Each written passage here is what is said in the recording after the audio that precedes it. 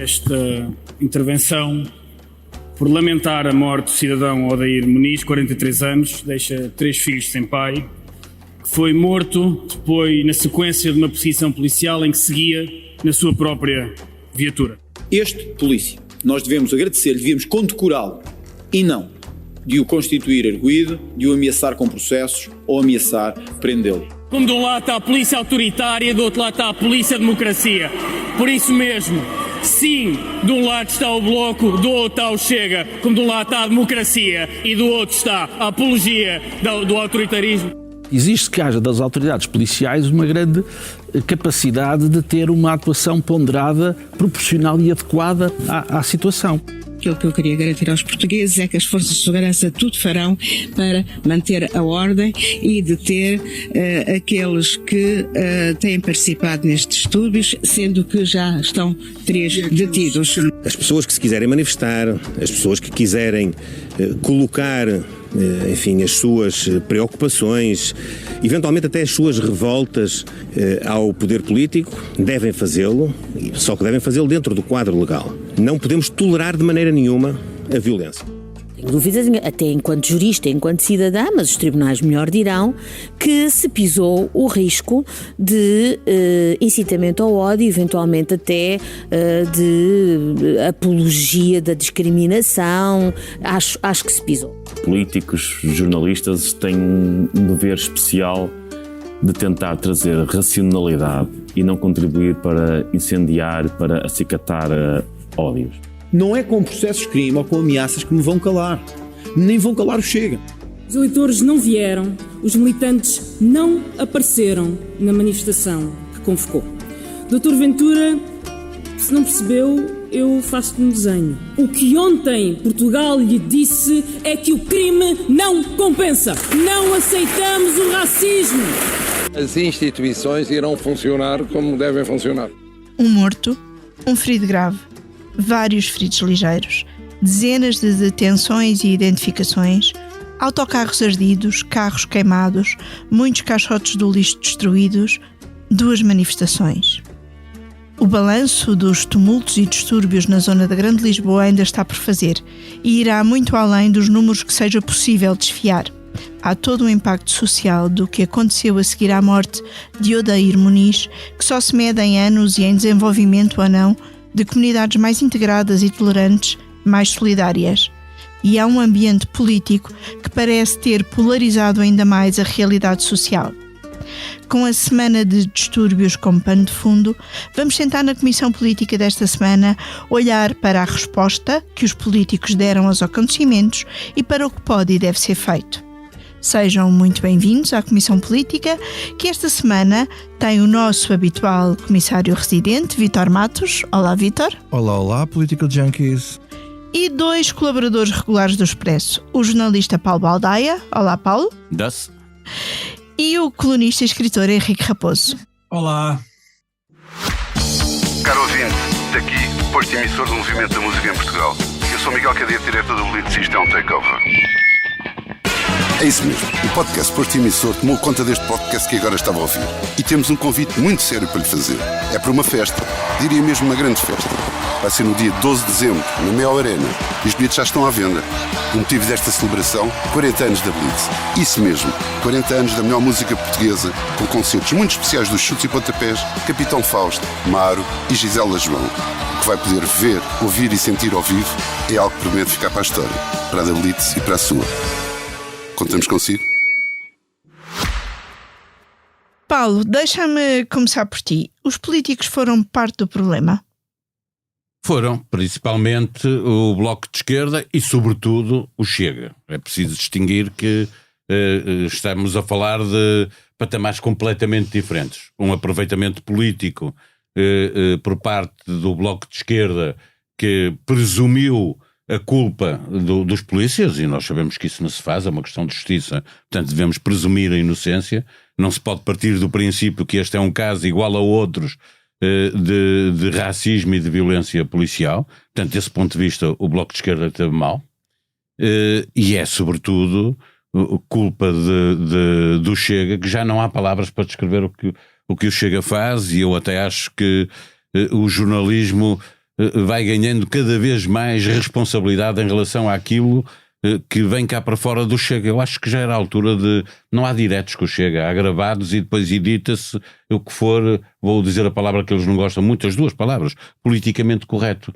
Não é possível que o Chega continue a dizer e incentivar a violência, claramente, com coisas que vai dizendo, estas foram as mais graves, mas já vem do passado. Tanto o líder do Chega, André Ventura, como outros dirigentes do Chega, foram dizendo coisas sobre imigrantes que chegam os muçulmanos, os que chegam do Indostão, foram dizendo coisas que claramente deixam essas pessoas em risco. Vimos o que aconteceu a um jovem imigrante nepalês no Algarve, que foi sovado por questões racistas, claramente. E, portanto, é preciso... Eu não acho que juridicamente vai acontecer alguma coisa a André Ventura ou a Pedro Pinto, por aquilo que disseram. Acho que também há uma distinção a fazer entre o que disse André Ventura e o que disse Pedro Pinto, que também há graus de gravidade no que eles disseram. Já não ponho no lote o que disse lá o miúdo, que é assessor político do Chega e que é da juventude do Chega, tanto quanto percebi. Mas claramente isto contribuiu e muito para os ânimos ficarem exaltados e as pessoas ficarem a acrescentar incompreensão à incompreensão face àquilo que tinha acontecido. Mas tu achas que pelo menos uma parte do que é preciso fazer é evitar o Chega? Eles têm outros meios de difundir a sua mensagem, não é? Sim, eu sei que tem, mas podemos dar as voltas que quisermos e achar que as redes sociais são o princípio e o fim da comunicação na humanidade. Os grandes meios, e estou a pensar sobretudo as televisões, ainda são a melhor maneira de chegar ao mesmo tempo a mais pessoas, muito mais que as redes sociais. Uma televisão, quando está num telejornal, tem 1 milhão de pessoas a ver, não é? Isto não compara com nada com uma comunicação qualquer do Chega nas redes sociais, porque pode repetir muitas vezes. Depois a seguir gostava de contrapor. Só mesmo para concluir então o meu raciocínio, que é, eu acho que alguém tem que assumir uma responsabilidade e a comunicação social tem uma responsabilidade sobre o crescimento que o Chega foi tendo. Eu vi muitas vezes acontecer, e vimos nós todos, mas quer dizer, eu seguramente me convenci de que aquilo que estava a ver era assim. Eu vi o Chega a ser levado ao colo pela comunicação social, porque dizia coisas que eram polémicas, acrescentava, trazia outras atrás, nas televisões dava audiência. Houve uma altura em que o André Ventura estava dia sim, dia não, a dar entrevistas na televisão. E continua a tentar pelo menos estar dia sim, a fazer conferências de imprensa. Nós não podemos medir o trabalho do jornalista. Não passa por editar. Nós pomos cá fora tudo o que é dito pelos políticos, pelos desportistas, pelos economistas, pelos empresários. Não fazemos. Noutro sítio qualquer. Não queria tornar isto um debate sobre jornalismo, mas sim um debate sobre o que aconteceu. Henrique, o Bloco e o Chega foram os partidos a reagir mais rapidamente à morte de um cidadão por um polícia, e foram também, de certa forma, no caso do Chega, mesmo o mobilizador de uma manifestação. No caso do Bloco, esteve muito colado à manifestação do Vida Justa. Distingues o aproveitamento de cada um, ou isto são formas de se alimentarem mutuamente? Não distingo, lamento. Mas eu gostava de dizer uma coisa, vou responder à tua questão, mas eu acho que nós devíamos debater este assunto saltando por cima daquilo que o Chega ou outras forças radicais à esquerda ou à direita dizem. Mas eu concordo em absoluto com aquilo que o Paulo disse sobre o Chega, mas também não posso deixar de criticar o Bloco de Esquerda. Eu também critiquei, Henrique. Há uns anos, uma situação parecida. Há um incidente clássico no bairro Jamaica, e nessa noite a doutora Mortágua faz um tweet que incendiou ainda mais a questão, e o carro que ardeu foi o carro ao lado dos meus pais. E arderam outros na Praceta onde os meus pais ainda moravam. E, portanto, isto toca-me bastante e toca dos dois lados. Eu acho que os dois lados aqui da equação, quer o Bloco, quer o Chega, estão profundamente mal. Mesmo muito mal. Eu gostava de salientar outras forças políticas. Eu acho que o Primeiro-Ministro esteve bem, e sobretudo a Iniciativa Liberal, dizendo coisas bastante sensatas, que nós não podemos desconfiar. Tais como? É a polícia, nós não podemos desconfiar de um cidadão daqueles bairros só porque é daqueles bairros. Pronto, final parágrafo. Mas se me permites, eu gostava, enquanto alguém que conheceu muito bem aquele tipo de bairro, o autocarro incendiado em Santo António dos Cavaleiros está 2 ruas acima da última rua que eu partilhei com os meus pais. E 2 ruas abaixo do autocarro, ou seja, na minha velha rua, está a pior escola do ranking nacional, que é a Escola Cardoso de Pires, pela ironia. É a última do ranking. E temos que ligar os 2 pontos. Há aqui um acho que não devemos falar da polícia, porque a polícia muitas vezes aparece a jusante do processo, quando já está tudo a arder. E é muito fácil culpar a polícia, e temos que ver o que é que se passou, etc, etc. Mas o que falha antes, neste caso, é a escola pública. Eu defendo há anos, aliás, desde que era aluno nessas escolas, as escolas têm que ser emanações dos bairros. Os miúdos têm que sentir que aquilo é deles também, e não algo burocrático que vem de Lisboa. 2 ruas acima do autocarro incendiado está o Hospital de Loures, que, como tu bem te lembras, há uns anos era ótimo. Eu nunca vi aquelas pessoas tão contentes com o SNS, e aquilo era SNS, é saúde pública. Sim, em parceria pública ou privada, mas é SNS. Como era apostado em PPP, o que é que fizeram? Acabaram com aquilo, e aquilo ficou caótico. Se quiseres descer ainda mais no morro, porque aquilo é um morro de onde se vê Lisboa, e o que é curioso é que nós lá em cima vemos Lisboa lá em baixo, a 1 quilómetro no máximo, mas sentimos que socialmente, culturalmente, mediaticamente, Lisboa está para aí a 200 quilómetros. Cá em baixo está Odivelas. Odivelas recebeu o metro em 2004. 2004, foi há 20 anos. E a minha pergunta é, porquê é que o metro não esticou de Odivelas até Loures, passando pela Póvoa de Santo Adrião e Santo António dos Cavaleiros?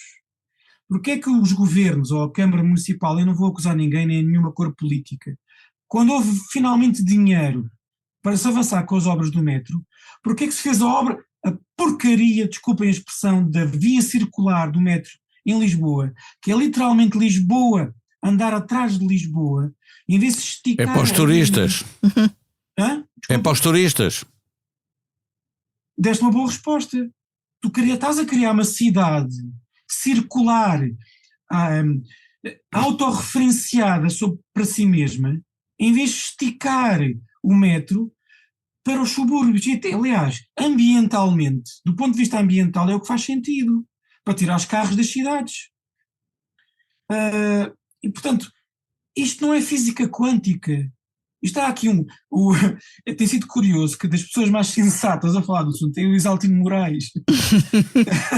Que tem tido grande projeção durante esta semana. Ele tem dito coisas certas. Não há projetos de habitação social como deve ser. Os transportes públicos são uma desgraça. Não há projetos de habitação social, diz o homem que fez o PER do Cavaco.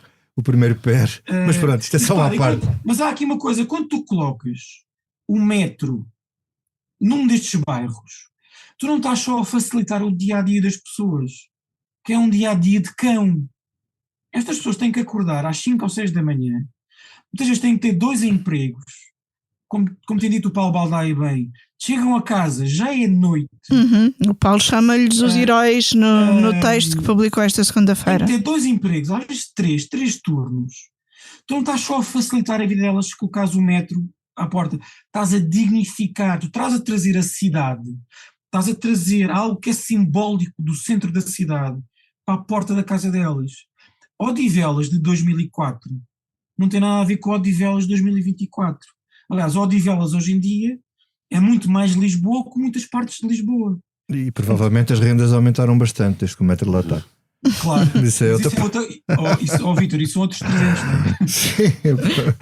Olha, já queria voltar aos bairros e às eventuais respostas, só aqui para fechar um bocadinho a ronda da resposta política, Vítor.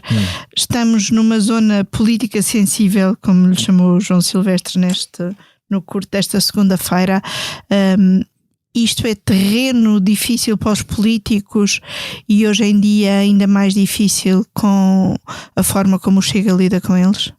Sim, eu acho que é o Chega que faz aqui a diferença toda na abordagem que estas questões têm. Aliás, o Chega alimenta-se disto e todos estes problemas, desde a intervenção policial, a morte do Odair, os tumultos, isto é... pasto para eu não sei se é crescimento, noutra altura diria crescimento, mas é pasto para o Chega fazer uma coisa que eu acho que é o que está aqui em causa, que é a manifestação de domingo mostra isso, não é? Não, sábado, isso não quer dizer nada. Isso não quer dizer nada. Isso ter lá 100 pessoas ou 200 ou 500 é igual. Eles não é aí que se vê a força. Não é aí que se vê. É sempre nas urnas, há um eleitorado envergonhado que não necessariamente não se manifesta. Não vai para as manifestações, não interessa. Eu acho que não é. É óbvio que isso é um flop político, temos sempre a valer-se desse ponto de vista, mas acho que essa não é a questão. Antes de mais, para comentar o que o Paulo e o Henrique disseram antes, eu acho que, não concordando com a posição imediatista e tal do Bloco, concordo com o que vocês disseram. Eu penso que há uma diferença de perspectiva moral, apesar de tudo, entre, não ponho o Chega ao mesmo patamar do Bloco, porque enquanto o Chega justifica, aplaude e louva a morte de um cidadão, neste caso às mãos de uma autoridade, sem ver conclusões mais empíricas, isto é conversa de café. Ter pessoas com responsabilidade de dizer isto, pôr em causa, quer dizer, este formalismo de pôr em causa o Estado de Direito e a democracia é verdade, mas mais do que isso é pôr em causa a decência e aquilo que nós, enfim, se queremos educar os nossos filhos de forma decente, ensinamos aos nossos filhos, é que não se matam pessoas, assim sem mais nem menos, não é? O Bloco não está a pôr em que não é uma questão de vida ou de morte, ele põe em causa as motivações dos polícias. O que mas eu não está a presumir uma culpa também. Está a presumir uma culpa de racismo, não é? Que eu acho que é errado, mas o que eu estou a dizer é que, do ponto de vista moral, não são. Não é comparável, também não acho. Não estou no mesmo patamar.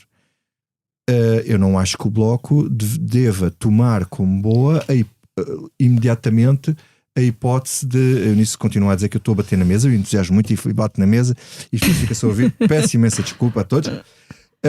Bate aí na mesa. Exatamente. Morro na mesa aqui.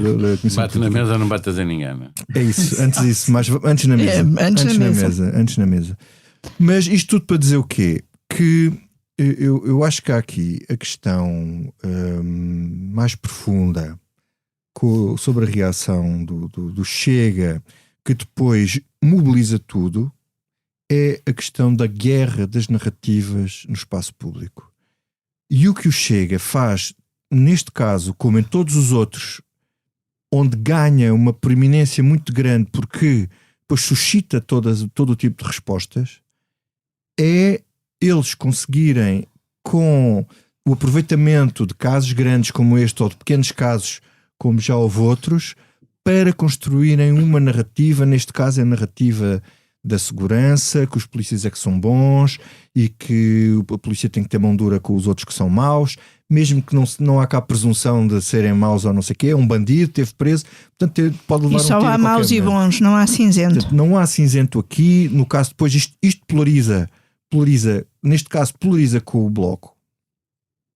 E há aqui um problema que me parece grave e que está a contaminar todas as sociedades ocidentais, porque todas já têm este tipo de fenómenos, é que ninguém ouve as respostas da sensatez. Quer dizer, ouve-se os gritos do Chega, depois ouve-se os gritos do Bloco, embora o Chega seja ainda mais vocal e com as barbaridades todas que eles dizem são mais audíveis, E isto vai matando o que é uma resposta sensata. Por exemplo, eu ouvi o Carlos Guimarães Pinto teve uma intervenção numa televisão de enorme sensatez, o Carlos Guimarães Pinto da Iniciativa Liberal. E, por exemplo, o teu primeiro-ministro, o PS, toda a gente foi tendo posições moderadas. Foi isso que eu disse logo no início. Sim, tu estavas a dizer. O que a Mariana Leitão disse, o que o Primeiro-Ministro disse, e até o PS. Sim. Ainda há a questão do Baldaia do início. Se calhar o critério editorial seria esse. Mas deixa-me só dar mais lume às respostas. Mas ainda assim o Primeiro-Ministro não demorou demasiado. Eu acho que o Primeiro-Ministro demorou demasiado tempo e a Ministra da Administração Interna não existe. Acho que o João Miguel Tavares escreveu um texto muito interessante. Se a Ministra não serve para falar em público, não serve para a Ministra. E é verdade. Se calhar foi uma ótima Inspetora-Geral da Administração Interna. Ela, como Inspetora-Geral da Administração Interna, vai fazer dela uma boa Ministra. Ela diria uma coisa. Não, também faz. É que os ministros também são bons por poderem gerir politicamente as situações. Com uma boa assessoria de imprensa. Ela, como Inspetora-Geral da Administração Interna, identificou alguns problemas que agora se têm aqui falado. E teria uma resposta diferente daquela que nós achamos que é a resposta dela, porque ela, enfim, não dá a resposta. Ou seja, ela está controlada exatamente pela comunicação do governo e ela não tem jeito para falar em público. Mas isto é outra questão, uma questão lateral. Portanto, o que eu queria aqui focar era uma coisa que eu acho que é muito importante. Eu não sei se tu vais falar depois da questão do processo criminal ou conclui. Pronto. Que é assim, o Paulo estava a dizer aqui que nós devemos está a conduzir e tu queres tirar o volante. Editar mais a questão do Chega, e eu concordo. Eu andei na campanha, nas últimas 2 campanhas dele, permanentemente, e quando o André Ventura entra em direto nas televisões, aquilo é bar aberto, ou seja, não há contraditório, não há escrutínio. Muito bem, mas já discordo da ideia de se fazer uma edição politicamente correta do que eles dizem, porque eu acho muito importante que se ouça o deputado Pedro Pinto a dizer o que disse. Quando o deputado Pedro Pinto diz que acha que a polícia deve, se a polícia atirar a matar, se calhar o país é mais seguro, eu acho importante nós sabermos que ele pensa aquilo. Não pensa nada. Não me interessa. Eu acho que é importante nós sabermos, isso aí cada um fará a sua avaliação, que ele diz aquilo. Eu quero saber que há um deputado da nação que diz aquilo. Eu não quero saber que ele quis dizer aquilo e que aquilo não passou, ou que houve uma pré-censura. Portanto, nós temos que saber aquilo que eles dizem, que eles pensam. Sempre houve deputados da nação a dizer barbaridades iguais àquelas. O que diziam era iguais. Não, é isso que eu te estou a dizer. Sempre houve. Não, diziam era no Tasco, é ler as atas diziam da em casa, diziam que... Mas podem dizer no Tasco quando quiserem. Mas no debate... É uma coisa público, que é. não. No debate público, se tu editares, se eu não estou... No caso daquela frase, ela só merece ser tornada pública, na minha opinião, com a devida contextualização. Dizer, este senhor diz isto que este senhor está a dizer é crime, ou há juristas que consideram que isto é um crime. Dizes logo tudo, não é tipo pôr a bombar, isto circula pelas redes sociais, está bem, já há malta que se convenceu. Sim, mas de acordo, aquilo foi num debate televisivo, isso aí não é fato, não foi num direto. Eu viste o debate. O senhor esteve a falar durante 17 minutos, estava lá alguém para contrapor o líder parlamentar do Bloco, nem falava, era só ele. E essa é a especialidade dos políticos, como o líder parlamentar chega. Bem, deixem-me tentar voltar a descentrar este debate apenas e só do que o Chega diz e como devemos ou não controlar o que o Chega diz. Eu queria voltar aqui à resposta política em geral. Henrique, o que o governo primeiro fez, demorando algum tempo, acho eu, foi primeiro reuniu com as câmaras e agora anunciou que vai reunir esta terça-feira com as associações comunitárias destes bairros, portanto, as associações que estão implantadas nestas comunidades. Do que tu conheces desta realidade, parece ser uma boa resposta? Em teoria, sim. Mas eu acho que nenhuma resposta funcionará a longo prazo se nós não mudarmos a maneira como vemos a escola pública e a maneira como damos ou não autonomia às escolas nos respectivos bairros. Por uma série de razões. Eu acho que o fundamento... Estes miúdos, e aqui não interessa a cor da pele, são todos iguais, sobretudo os rapazes. Aliás, eu não queria falar muito do meu romance, mas... Eu estava a pensar precisamente no teu romance, porque os cenários que tu traçaste há bocado são os cenários do teu romance, não é? Exatamente. Mas tem muito a ver com a maneira como aquilo hoje em dia se chama a masculinidade tóxica, que é muito forte nestes bairros, seja qual for a cor de pele do rapaz, e que vê sempre a escola como algo que não é para ele. Ele vê... desenvolve-se nestas culturas a ideia que um rapaz a sério é só aquele que joga a bola e não é aquele que estuda. E eu acho que a melhor maneira de travar isto é dar às escolas. Tu falas com os professores localmente e eles sabem o que fazer, eles conhecem os miúdos, sabem dar-lhes a volta, sabem como virar o currículo de português ou de filosofia ou de desenho ou de história. E então como é que não dão? Porque as escolas não têm autonomia nenhuma, Eunice. Não têm autonomia para contratar, não têm autonomia pedagógica, têm que cumprir o currículo até ao fim, senão o Ministério está em cima deles. Nem sequer têm autonomia para contratar os professores. Ou seja, a ideia de escola pública, que a meu ver, em qualquer debate, tem que ser sempre autónoma, não deixa de ser pública. A escola não deixa de ser pública. Mas quem lá está no terreno tem de ter instrumentos para agarrar os miúdos. Eu dou-te um exemplo. Ali naquele morro que apanha Odivelas, Póvoa de Santo Adrião, São António dos Cavaleiros, há uma escola que se chama Pedro Alexandrino. Pedro Alexandrino foi um dos grandes pintores portugueses do século XVIII, que vivia ali, porque aquilo era uma colina belíssima. E era ali que havia as vilas da aristocracia e por aí fora, em quintas muito bonitas. Eu estudei na Pedro Alexandrino durante 7 ou 8 anos. Nunca ninguém me disse que era o Pedro Alexandrino. Nem um professor de história, nem um professor de desenho. Estás a perceber? Se tu queres encantar aquelas turmas com alguma coisa que seja remotamente delas e não currículos abstratos, tu tens que dar aos professores meios para... tu podes dar aulas de história maravilhosas lá em cima no morro, porque tu vês o aqueduto, as velhas ruínas do aqueduto, para um lado, e para o outro vês as velhas ruínas das linhas de torres. Também nunca ninguém nos ensinou nada disso. Tens outras coisas, tu podes fazer a história das 667 ali, porque foi através daqueles morros, a água acumulou-se ali e depois levou tudo lá para baixo e matou 700 pessoas. O que eu estou a tentar dizer é que estes miúdos precisam de ganchos que compreendam organicamente, instintivamente, e as escolas têm que ter meios para isso. E com esta escola pública altamente burocrática não conseguem. Portanto, não conseguem. Escola, metro, que foi outra das coisas que já falaste. Uma das respostas que tivemos por estes dias foi um processo ou uma queixa que é entregue esta segunda-feira, assinada por mais de 100 mil pessoas, a fazer uma participação sobre o Chega ao Ministério Público.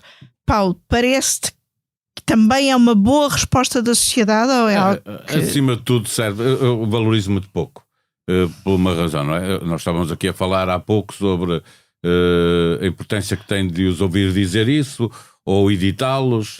Eu diria, é importante que isso tenha acontecido, sem dúvida nenhuma, porque serve para dizer, enfatizar junto da opinião pública que aquilo que os dirigentes do Chega disseram é verdadeiramente inadmissível, de tal forma que até é crime. Não sei se esse não é, que eu não sou jurista, não é? Mas para aquelas pessoas que mais de 100 mil pessoas que já assinaram, é crime. O próprio Ministério Público abriu um inquérito de uma matéria ainda mais, do ponto de vista penal, ainda mais dura que os crimes que estão previstos neste abaixo-assinado, porque entende que pode estar em causa um crime maior de promoção da violência sobre etnias, raças, não sei, estou a citar de cor porque não sei juridicamente o que está no inquérito do Ministério Público, mas é claramente um crime que é mais grave ainda do que aqueles que estão previstos nesta queixa que vai ser apresentada. Eu só valorizo isto pela importância que tem para dizer aos portugueses, de uma forma geral, que aquilo que aqueles senhores do Chega disseram é inadmissível, não é válido do ponto de vista político. Atenção, vimos logo o Chega a queixar-se, a dizer estão a pôr em causa a liberdade da expressão. Quando eles próprios já fizeram queixas semelhantes. Eu tenho 2 processos colocados, um pelo Chega e outro pelo André Ventura, por ter escrito artigos de opinião, não foi por ter incentivado a violência e dizer que quem defende a morte devia morrer, não foi para dizer essas coisas. Foi para dizer que este tipo de declarações tem consequências, como vimos acontecer com o tal imigrante do Algarve. Do Nepal no Algarve, como vimos quando aquilo que se lança um alarme é outro dos artigos que está em tribunal porque o Chega e o André Ventura quiseram, quando houve a morte daquelas 2 raparigas no centro de Ismaili, aqui em Lisboa, que André Ventura começou logo a dizer que era terrorismo, e por eu dizer que terrorismo é fazer o que André Ventura fez, porque causa alarme social nas pessoas, e isto está na definição do primeiro AMPA. Alguém que... Porquê é que ele fez isto? Porque era campanha eleitoral, os artigos tinham sido escritos em 23 e ele apresenta a queixa em 24, em cima da campanha, que é para ver se me condicionava, a mim e a outras pessoas, para ver se condicionava aquilo que eu, enquanto comentador, digo sobre o Chega. Portanto, é bom que esta queixa tenha aparecido, porque claramente enfatiza junto da opinião pública que os senhores do Chega o que estão a fazer é a tentar colocar portugueses contra portugueses, a tentar dividir a sociedade para tirar proveito disso e crescerem eleitoralmente. Vítor, desculpa, ia perguntar ao Vítor, como é que se combate este meter portugueses contra portugueses? Eu acho que isso é uma falsa questão para portugueses contra portugueses, porque até um determinado nível a democracia é feita de divisão e combate político e troca de ideias e confronto e divisão. Não tem que ser divisão, obviamente. Não tem que não. Isso não é igual. As pessoas terem ideias diferentes não é igual. Mas estás a dizer uma coisa que não é igual a queimar autocarros. Eu não disse isso. Só vires o que eu tenho para dizer, se calhar depois percebes. Pois é, isso, se calhar. Mas também pode acontecer que não perceba e é melhor atalhar. Depois a seguir dizes. E a questão, o que é diferente aqui na questão do Chega é que a violência e a polarização que gera este tipo de posições têm o objetivo de criar divisões radicais na sociedade, a preto e branco, nós e eles, e o divisionismo que o Paulo está a falar não é a divisão democrática normal em que nós admitimos que o outro tenha uma opinião diferente e combatemos essa opinião diferente com argumentos válidos dentro daquilo que nós chamamos de democracia e Estado de Direito. Agora, quando os argumentos já extravasam aquilo que é a democracia e o Estado de Direito e as regras de convivência democrática, tu perguntas como é que se combate isso? Nisso eu não sei. Eu não sei, se soubesse, enfim, isto era uma opção mágica que se aplicaria desde o que estamos a ver agora nos Estados Unidos, que ultrapassa de largo aquilo que nós vivemos aqui, mas quanto ao abaixo-assinado e à reação da sociedade em relação a isto, há aqui isto depois tem um efeito perverso, mas quando de reação pelo lado Chega, que é de todo incongruente e incoerente. Contraditório e incoerente. Quer dizer, perante atitudes políticas destas, 50 anos depois do país viver em democracia, qual é a atitude decente a ter, não é? Como é que as pessoas, agora, os portugueses de bem, como é que os portugueses de bem reagem a um político, a um deputado líder parlamentar que acha bem que se matem pessoas assim indiscriminadamente? Ironia, diz ele. Ou que se ironiza com coisas destas. A forma que se arranjou foi esta, ou alguém teve esta ideia de fazer a queixa-crime. Agora, eu não sei se isto é um efeito pretendido, porque esta polarização que o Chega promove é para criar este tipo de reações. E depois eles alimentam-se disto. E, portanto, há sempre aqui um paradoxo envolvido, que é o que quer que se faça acaba, no fim do dia, por beneficiar o Chega. Henrique, o que é que se faça não importa? Já estamos... acabamos por estar, mas não acabam por estar todos um bocadinho limitados por aquilo que pode vir a ser a reação de um determinado grupo? Não, isso é o pior erro. Nós temos que falar dos assuntos por cima do Chega. E muitas vezes rindo do Chega. Aquilo que, eu acho que tive na SIC a falar com o Germano sobre as eleições na América. Ele colocou um vídeo do Obama, antigo já, onde ele ri imenso da Fox News. O Montenegro ganhou o debate com o Ventura quando se riu na cara dele. Estão a ver esse momento, acho que é um momento decisivo. Temos que rir e desarmar com o Ventura na sequência desse teve 50 deputados, Henrique. Podia ter tido mais. Teve 50. Espera. Ainda não vi ninguém dizer uma coisa que é bastante óbvia sobre o que está a passar. Esta violência que vivemos na última semana desarma a grande narrativa do Chega, que é a narrativa que os imigrantes causam insegurança. Não. Estas pessoas não são imigrantes. Seja qual for a carga negativa que queira expor nestas pessoas. Não são imigrantes, são portugueses, portuguesíssimos. Portanto, não são os imigrantes que chegam causa violência. Ainda não vi ninguém falar disso com o devido sublinhado. Desarma por completo o Chega. Aliás, muitas vezes, nestes motins, em Londres há uns anos foi muito claro, onde as pessoas que estavam a fugir dos motins causadas por ingleses de gema, os imigrantes é que acolheram essas pessoas. Esse é o primeiro ponto. Segundo ponto, indo à maneira como podemos falar do assunto sem ir nas deixas do Chega ou de outras forças radicais.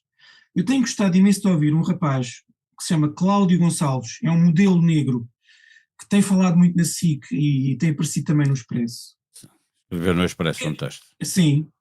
Que ele conta uma história muito parecida com a minha. Aliás, eu estou a tentar arranjar o contato dele para ver se publicamos alguma coisa juntos, porque é muito importante aparecerem pessoas muito diferentes, até na cor da pele, dizendo as mesmas coisas. Ele diz uma coisa que eu percebo perfeitamente. Eu podia ser como aqueles rapazes que no calor do momento fazem aqueles disparates. Não faço porque tive sorte e tive alguém a dar-me oportunidades. E as oportunidades que ele dá é, eu fui estudar para fora do bairro. E voltando à questão das escolas, eu não percebo porque é que, e é fácil sinalizar quem são os miúdos brilhantes nestes bairros, miúdos e miúdas, é brilhante em inglês, é brilhante a história, é brilhante a português, e colocá-la, dar-lhe um sistema de bolsas que permite estudar para fora, para um bom colégio em Lisboa, ou para uma boa escola pública. Mas tirá-los do bairro é a solução? É. Não podem antes ajudar a melhorar o bairro? E não é para salvar alguns, tem que ser para salvar todos. Claro, mas isto é um caminho. O que eu estou a tentar dizer é o seguinte: a sociedade portuguesa aceita com bastante facilidade a ideia de que um clube de futebol pode ir buscar um miúdo de 12 anos à Madeira, ou ao Alentejo, ou ao Algarve, tira-o das famílias, literalmente, não é tirá-lo do bairro durante o horário escolar, à noite volta para casa. Os clubes de futebol tiram miúdos, literalmente aos 12 anos, das suas casas, das suas regiões, e colocam-nos aqui nas academias de Alcochete e do Seixal, Mas quando falamos disto... Ou em Braga ou no Porto. Vão daqui para lá. Quando se fala isto do ponto de vista académico, já não pode ser. Mas não pode ser porquê? Quando o corte com a família é muito menor, porque é só dar-lhe uma... Se quiserem, tens aqui uma bolsa, podes estar para o colégio X e Y. Eu não percebo porque não se pode ter este debate. Aliás, convido as pessoas a ouvir este rapaz, Cláudio Gonçalves, que ele diz perfeitamente, eu consegui sair daquilo, do bairro, daquilo que muitas vezes os bairros tornam-se prisões mentais, porque foi estar para fora. Isso sim, mas como é que, Paulo, tu no teu texto que publicaste esta segunda-feira no Expresso, falas das diferenças de bairro em que viveste? Sim, de um bairro para o outro. Como é que se passa do salvar alguns, como estavas a dizer, para salvar todos? Tem que ser todos. Não vais salvar todos. O que vais é dar a oportunidade a todos de se salvarem. E dar a oportunidade a todos, tanto de serem polícia como... Que é? A primeira coisa a fazer é garantir que há uma permanente modernização do bairro, no sentido de, nós que olharmos para estes bairros, a primeira coisa que tira dignidade lá, às como pessoas... ainda há pouco dizia o Henrique, não é? É tudo isso, mas as próprias casas onde eles habitam. Um político muito pouco querido em Lisboa, e até no Porto, mas ganhou 3 eleições, que se chama Rui Rio. Eu vivi e vi o que eram as pessoas a morar naquilo que nós chamamos os blocos. São prédios com uma estrutura muito simples. Para subir ao 5º andar, os prédios tinham 5 andares, as escadas são ao ar livre, portanto as pessoas molham-se todas para chegar lá. Se quiseres falar com a vizinha do 5º andar, tens que subir as escadas. Se estiver a chover, molhas-te todo, vens para baixo e a vizinha não está, tens que ir lá outra vez.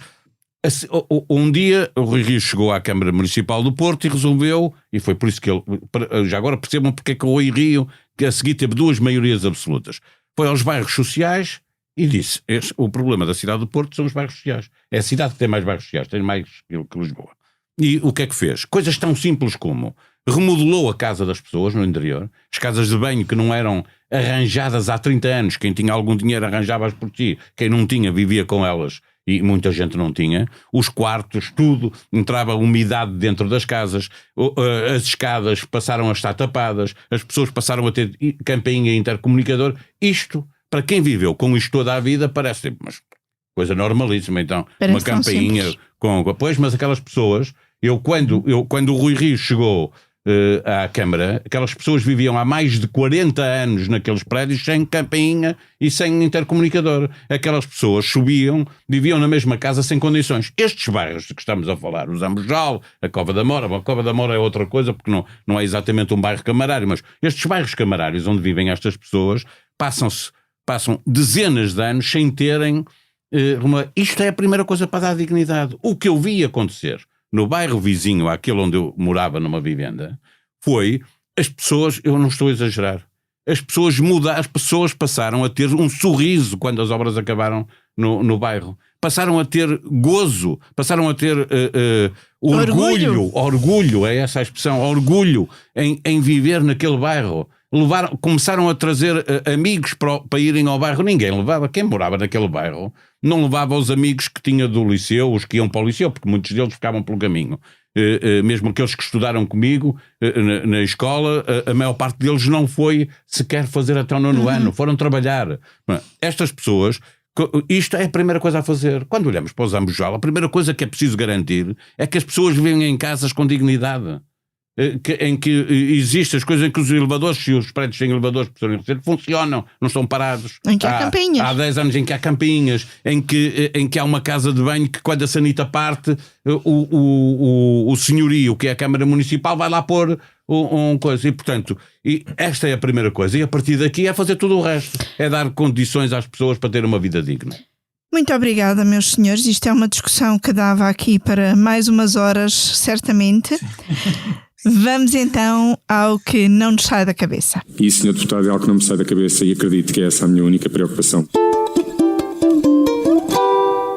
E começo por ti, Paulo Baldaia, o que é que não te sai da cabeça? Olha, não me sai da cabeça a possibilidade real de Donald Trump ganhar as eleições no dia 5 de novembro. Não apenas porque gosto da América, Tenho uma filha que é nova-iorquina, foi ela que me disse, eu não sabia, ela nasceu em Lisboa, mas diz que é nova-iorquina porque foi lá e acha que aquilo é a maior maravilha que existe no mundo. Diz que vai para lá estudar, diz que vai ser jornalista, diz que vai ser editora do New York Times. Ela apontou ao mais alto possível. Eu digo-lhe, fazes bem, mas vai ao longo da vida, não te preocupes se não der, porque diz, para esse cargo deve haver 2 milhões de candidatos, portanto só vai entrar um, portanto pode ser que tenha sorte, mas não é garantido. Mas não apenas para os nova-iorquinos, que é uma cidade que gosto muito, da América como um todo, mas sobretudo para o resto do mundo. Era muito importante que os americanos fossem um bocadinho altruístas e votassem na senhora Kamala Harris, para não termos que levar com o Trump, porque isso vai ser complicado para a Europa, vai ser complicado para o Pacífico, para a América do Sul, para a África, para todo lado. Portanto, por favor, votem Kamala Harris. Vítor Matos, o que é que não te sai a ti da cabeça? Olha, também não me sai da cabeça a América, e deixo para a semana o que não me sai da cabeça anual sobre a BD da Amadora. Eu fiquei muito chocado com o não endorsement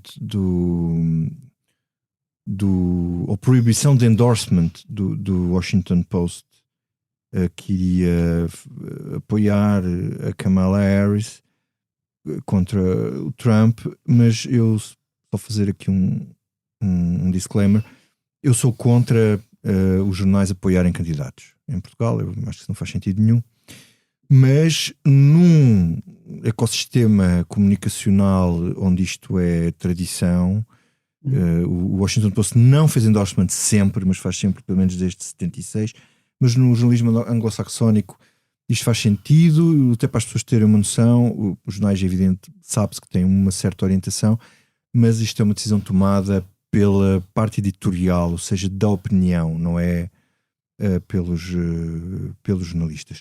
E o publisher do jornal é detido pelo Sr. Jeff Bezos, que é o dono da Amazon, um daqueles mega rich, é menos rico que o Elon Musk, mas por ali anda. Decidem a 10 dias das eleições ou a 15 dias não fazer o endorsement. A Kamala Harris, no momento, não são dois candidatos, digamos assim, normais. Não é um momento normal. Há um candidato que objetivamente e declaradamente põe em causa a democracia liberal nos Estados Unidos, e portanto é muito estranho um jornal como este ter tomado uma decisão destas, uma decisão destas. Aliás, o Jeff... Fui eu que atrapalhei o Paulo Baldaia fez-me aqui uma coisa e veio-me mostrar a lista da Forbes. O Bezos é o homem mais rico do mundo. Pronto, afinal é o homem mais rico do mundo. Peço desculpas, não chegava pronto, estava mal informado, então pronto. E isto parece que o Sr. Jeff Bezos não quer incomodar aquele que potencialmente pode ser o próximo presidente dos Estados Unidos, que tem um enorme potencial vingativo e podia-se vingar dele não no Washington Post, mas nos outros negócios que ele tem, e portanto se calhar achou que era melhor não estar a tomar posição. Só para terminar, eu acho que tão interessante quanto isto é a reação do próprio jornal, em que tem um artigo de primeira página a contar isto, tem um artigo da opinião dos colunistas contra o publisher e depois tem um artigo do publisher. Portanto, assim é a democracia. Exatamente. E uma grande transparência. Uma grande transparência, que eu acho louvável. Henrique, o que é que não te sai da cabeça? Não me sai da cabeça o David Simon, que é um dos grandes escritores deste século. É o argumentista de séries da HBO como The Wire, o Tremé, o Find Me a Hero, e agora estou a ver, já é antiga, mas só estou a ver agora o The Deuce. São sempre séries que tratam, através da ficção, não é? Tudo aquilo que nós debatemos neste espaço, ou seja, as patologias das grandes cidades. E portanto, aliás, apetece-me rever o The Wire. Depois desta semana apetece-me bastante rever o The Wire, que é talvez a grande série destas séries novas, já têm 25 anos, desta nova era de televisão, talvez seja a melhor de todas, através da ficção lida com tudo o que nós estivemos a debater. Obrigada. Só 10 segundos para fechar mesmo. 10 Estás a fazer batota. Não, é porque eu enganei, para fazer uma meia-culpa, porque eu enganei o Vítor. A tabela que eu tinha aqui, não percebo qual era, mas apareceu uma tabela que não é real. O Elon Musk é o segundo, o Bezos é o terceiro. Okay. Ele tinha razão. Pronto, feito o esclarecimento. Desculpa, Vítor. Não tem problema.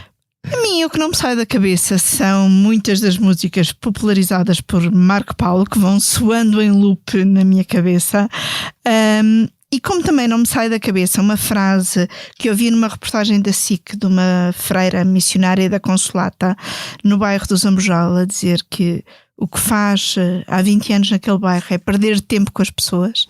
Ninguém perde tempo durante 20 anos, é mesmo preciso estar, ganhar, perder, passar tempo com as pessoas para as perceber. Então, tentando juntar estas duas coisas, deixo-vos com o maravilhoso Coração Maravilhoso, porque enquanto houver coração já lá vamos, porque enquanto houver corações maravilhosos que não deixam de sentir as emoções, não só as próprias, mas dos outros, há esperança. E, portanto, a terminar esta comissão política gravada na tarde de dia 28 de outubro, com os cuidados sonoros da Ana Salomé Rita, com a ilustração do Carlos Paes, no fim desta comissão política, deixo-vos com Marco Paulo e maravilhoso Coração Maravilhoso.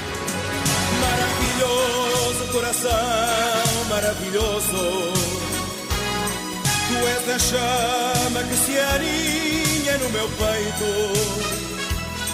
para que sempre exista amor, para levá-lo onde eu for. Eu te agradeço todo o bem que me tens feito. Caro ouvinte, daqui, posto emissor do Movimento da Música em Portugal. Eu sou Miguel Cadete, diretor do Boletim, isto é um takeover. É isso mesmo, o podcast Posto Emissor tomou conta deste podcast que agora estava a ouvir. E temos um convite muito sério para lhe fazer. É para uma festa, diria mesmo uma grande festa. Vai ser no dia 12 de dezembro, na Mel Arena. E os bilhetes já estão à venda. O motivo desta celebração, 40 anos da Blitz. Isso mesmo, 40 anos da melhor música portuguesa, com concertos muito especiais dos Chutes e Pontapés, Capitão Fausto, Maro e Gisela João. O que vai poder ver, ouvir e sentir ao vivo é algo que promete ficar para a história, para a da Blitz e para a sua. Contamos consigo?